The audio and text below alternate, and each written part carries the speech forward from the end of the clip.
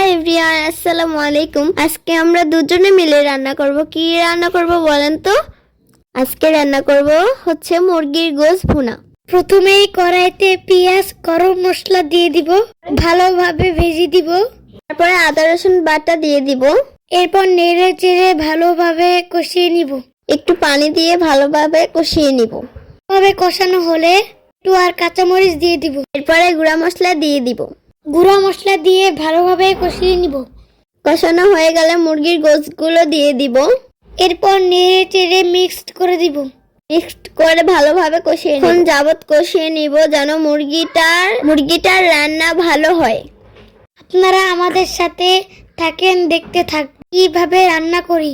একটু ঝোল দিয়ে কষিয়ে নিব, ভালোভাবে নেড়ে চেড়ে নিব। এখন একটু আলু দিয়ে নিব।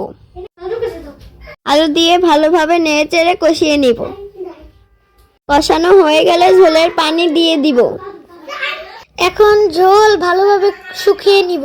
যতটুকু পরিমাণ ঝোল রাখবো ততটুকু রেখে গরম মশলার গুঁড়ি, জিরা গুঁড়ি দিয়ে দিব। কেমন হলো রান্নাটা অবশ্যই কিন্তু জানাবেন। আল্লাহ হাফেজ। আমাদের রান্নাটা কেমন হয়েছে অবশ্যই জানাবেন।